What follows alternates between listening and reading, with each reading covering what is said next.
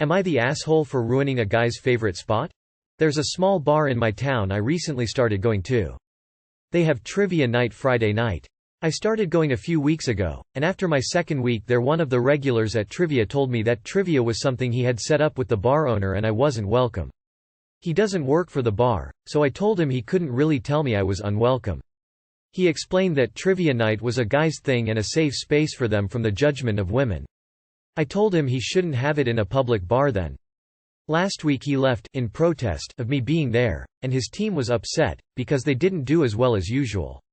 I told my boyfriend and he thinks I'm being mean to the guy and should try to see his point of view. Maybe I'm a little cold-hearted, but I don't really care about that guy, even though he was there first. Not the asshole. I think it's fair if men want to have their own space or whatever, but it's super weird to try and make a bar trivia night a guys only activity.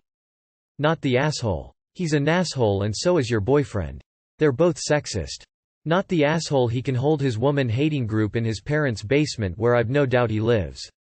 What a creep. Not the asshole. I've been to a ton of bar trivia and there's always a healthy mix of men and women. No idea what this guy is going on about. I'm not against the idea of gender-specific spaces and activities, but this one ain't it. Info. Am I reading this right that this guy is solely mad because you're a woman in a predominantly male space, not because of anything you've said or done to him? Is it advertised as guys' night trivia, or anything like that? If so, not the asshole, and this guy is the world's biggest misogynist baby. You are allowed to go places and he will somehow manage to survive being in the same bar with a woman playing trivia across the room. Am I the asshole for telling my brother that I want an apology from his wife and not him? My 11-year-old son goes to a skate park after school with his friends who include his cousin, my nephew Jack, who is also 11. I went to pick up both boys when I saw a crowd of kids by the fence. I went over and asked what was so interesting and they pointed to a snake. Not just a snake, but a rattlesnake. They had never seen one before, maybe outside a zoo, and I assume they were trying to get it to strike because they didn't think they'd get bit. I told them all to get away from it and they did except Jack, who actually got closer with his phone. I think he wanted to get a close-up video of the snake striking. I yelled at him to get away and he told me to hold on. I took him by his arm and pulled him away. He gave me this angry stare. I told him, what the fuck? That snake could kill you. He gave me the silent treatment until his mom picked him up. Then 20 minutes she called me up in a rage about how I grabbed him and did this and did that and hurt him etc. and I'm not his dad. I asked her if her sweet angel told her about the rattlesnake that he was provoking. She said, what snake? I hung up. She called up again and said that I still owed her and Jack an apology for handling him. I told her to STFU and check his phone and see if I did any of that stuff as his camera was recording everything. An hour later, my brother called me up and said what Jack did was stupid and he was happy I was there, but I still owed his wife an apology for telling her to STFU. I said I'm not apologizing for nothing. At least until she apologizes to me for coming at me sideways twice. To be honest, I don't even care because I don't like her anyways. He apologized and I said not acceptable. She needs to apologize. Not the asshole. You did anything wrong. Bruh, if you didn't end up helping Jack he would be snake poo RN. You're right to demand your SIL for an apology. You're completely in the right here. Your brother demanded you apologize for dismissing a false accusation, so you're definitely not the asshole for insisting she apologize for false accusations. He wants to avoid drama in the family? He should have handled the entire convo with you from the beginning. She comes in hot? She can be embarrassed.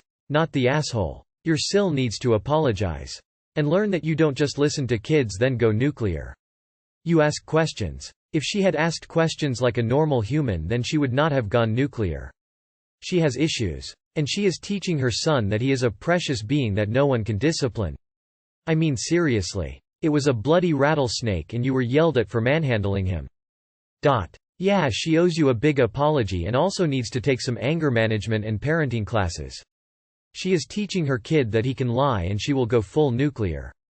Rather than teaching her kid about the boy who cried wolf. Not the asshole. TBH. The nephew owes you an apology too. For not telling his mother about the snake. Not the asshole. You try to keep your nephew from winning himself a Darwin Award and get yelled at not once but twice. Next time, let the snake educate your nephew. He'll learn a whole lot faster. What's sad is I bet if he had got bit, mama would want you to foot the bills for not doing anything before yelling at the snake for hurting her baby. Am I the asshole for getting rid of our foster kid after she stole medicine from our sick daughter? We were informed of a foster child in need of a home. She's 14, has some behavioral issues, and had mild drug use. We decided to take her in since my wife knew her a bit and thought she was a decent kid who just needed a chance. The placement had its issues. She smoked weed in the house. We told her not to, she did it again. She had friends over, we said no weed, they smoked anyway. Over 5 months, we had good and bad times, but overall it was working. We also have a 5-year-old daughter who got COVID at the end of last year and has had a chronic cough ever since. She is on a medication for the cough so she can sleep at night and for when her coughing fits get bad. Sometimes it sounds like she is gasping for air. It's hard to watch her suffer through this. Last night the foster had friends over and they smoked again. We had planned on talking to her about it after school today. We woke up this morning and the 5-year-old starts coughing. We look for her medicine and we can't find it.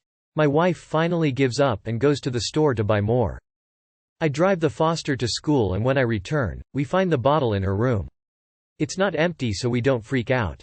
I go to work. Later, my wife goes to give the 5-year-old more medicine and she realizes that the cough medicine that she found in the foster's room is actually Sprite. The foster dumped it all into a Sprite bottle and drank it with her friends for a cheap buzz. Don't know why she filled the medicine bottle back up with Sprite, but whatever. I freaked and had her removed immediately. You can disobey me, you can lie to me, you can steal from me. Once you take from my kid, there is no coming back from that.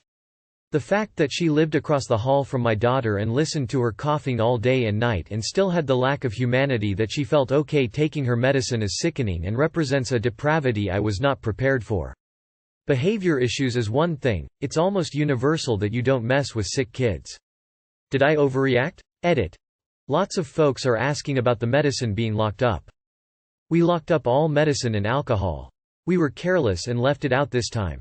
We weren't diligent this time since we honestly didn't think it was a target. She had only ever smoked weed before. I'm also seeing posts saying we should have known about her substance abuse issues. I agree. I wish the state had better informed us. We were told she had one marijuana incident before and I thought we could handle that. I smoked weed when I was 14 too. I never knew she did other drugs. I didn't really consider children's cough medicine to be a target. It was a mistake. Lastly, we are not foster parents. We did this for a child my wife knew. We were not looking to foster any other kids, we were just trying to help one. We were not prepared for this and are going to focus on our own daughter now. Not the asshole sad face. I feel sad for your family and this poor girl. Life is tough and she's clearly been dealt a bad hand. But you're not the asshole for protecting your child while trying to help another. Not the asshole. I was a foster parent of teens for years, only after my kids moved out for that very reason. You have to protect your kids. If your youngest was a foster child too, you'd still have to do the same thing. Edit. Adding to ignore those that blame you. The medicine should have been locked up, sure. Parents of all varieties make mistakes, doesn't make them all assholes. But let's say you did lock it up? Barring a safe, a determined teen can still get to it. I've had foster children pick locks and break doors to get where they wanted. Not the asshole because your sick child should come first. But I think the foster really needs to enter some kind of substance abuse program. Not saying she's a full-blown addict, but she's not stopping her habitual use, she's stealing, and her substance use has already screwed up what could have been a healthy home for her. I hope this need was communicated to her social worker. She felt okay taking her medicine is sickening, not the asshole, and agreed. I feel like these things should be expected with kids from the system. There's bound to be misbehavior on their part. I doubt most kids are very healthy mentally when put in a situation like that. I do feel like there was probably more that could have done besides immediately getting rid of them, but considering the circumstances involved, I don't blame you either. Not the asshole. Am I the asshole for not wanting the biological father of my child to say who he really is?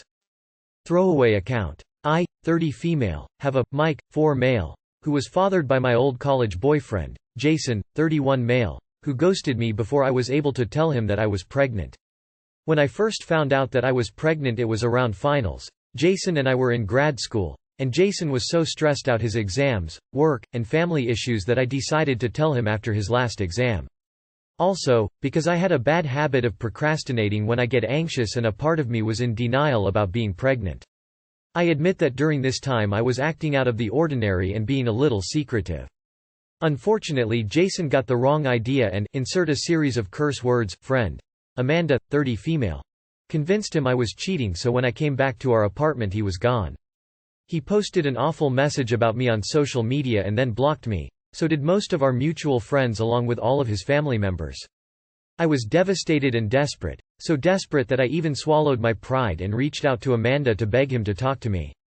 She then proceeded to taunt me and then sent me a screenshot of Jason's text calling me a liar and pathetic for trying to pass off another man's baby as his.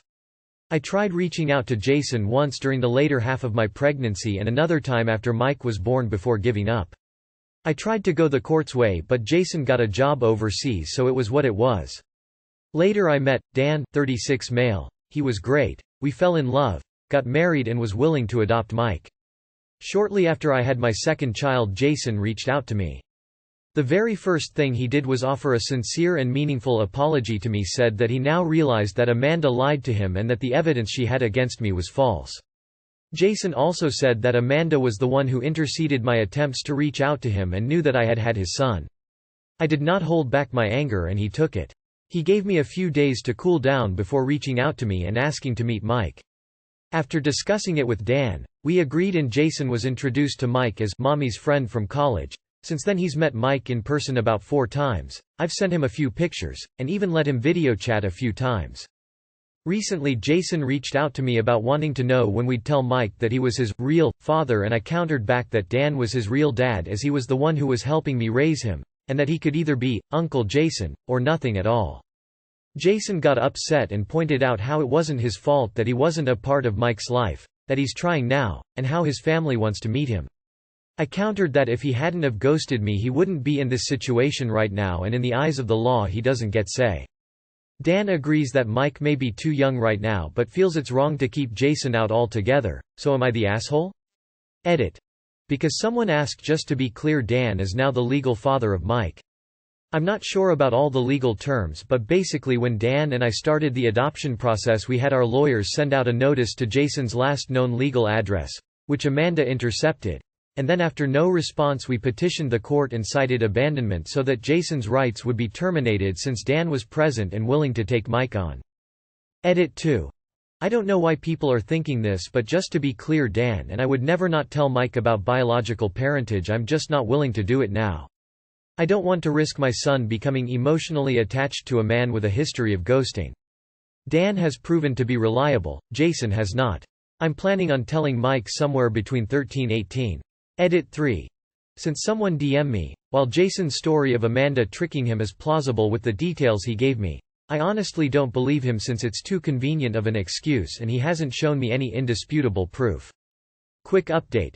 Thank you to all the not the asshole comments and people who shared their own personal stories. Last night, after putting my second baby to sleep, I had a chat with Dan and showed him post. The plan was always to get Mike into therapy at age 10 and then tell him the full truth about 13–18. A lot of people who said that it was better to tell now rather than later based on expert advice. So Dan and I decided to go straight to the horse's mouth and get Mike into therapy when he's 5. And then go from there, since at the end of the day Mike is his own individual person and we don't know how he'll take the news. As for Jason, I sent him a message explaining that I don't believe his excuse that it was all Amanda's fault and that everything is too convenient for him, and how I simply don't trust him with my son. I also told him that his real father line has earned him a NC until further notice, and that if he has any complaints to contact my lawyer, and if he tries to sick anyone after me I will look into other legal options. And for those of you who pointed out any potential medical history issues, I would like to mention that Jason and had been together for 3 years, and in that time I helped him through a health scare. So while I don't know everything, I do know a lot, and told Jason he can email me any new information. Of course, if he withholds his medical information out of spite and/or as a manipulation, then I will be confident in my decision all the more. If there's anything new of big that happens in the near future, I might make an update post. Not the asshole. You followed court instructions and your husband's adoption of Mike was approved. Dan is his father legally and in spirit. Mr. Late to the party should be grateful you're offering up the uncle option. That's really more than he is entitled to at this point. You can tell Mike about it more when he's older and he can choose what kind of a relationship he wants with him at that point. Edit. Many thanks to those who brought their personal experiences to the conversation with kindness and civility. I have learned more as a result. Clearly, the OP's updated decision to pursue professional assistance with telling her son he is adopted is a win. Do not wait until he's a teenager. Outcomes for this sort of thing tend to be worse the longer you wait because, on top of experiencing an identity crisis, the child may feel as though they've been lied to for years and may experience a sense of betrayal, loss of trust in their parents. It's better to work with a child therapist who specializes in adoption to find an age-appropriate way to let him know as soon as possible. Please read more about this, alternative_disc 3168. Not the asshole. I understand protecting your son. If I was you, I would reach out to a family counselor who can maybe help guide you through this process so it's less confusing for Mike, since he's so young. He's going to find out the truth at some point. It will be less traumatic for him if you're honest with him now. Jason's also going to have to accept that he made some choices that put him in the situation he's in. He chose to believe Amanda's lies and it may have cost him his relationship with his kid. He's been Mia for 4 years. That's abandonment. It's not like he never knew about the pregnancy. He's not innocent here. Jason reached out to me about wanting to know when we'd tell Mike that he was his real father. Oh, nope. And #X200B. Jason got upset and pointed out how it wasn't his fault that he wasn't a part of Mike's life. As you point out, that's simply untrue. He decided to believe a lie and go completely no contact for nearly 5 years. Not the asshole. And while husband is correct that eventually you need to tell Mike who his biological father is, Jason needs some major attitude adjustment before he should be allowed any role in Mike's life. Not the asshole. If Dan legally adopted Mike, then you are well within your rights to tell Jason to pound sand. That said, there are age-appropriate ways to tell your son he's adopted, and it's much better for him if do it now. Especially since Jason's back and could potentially tell him in a way that will be confusing and damaging. There are far too many stories about adoptees finding out and then resenting their parents for lying to them or completely cutting off their adoptive parents in favor of their bio families.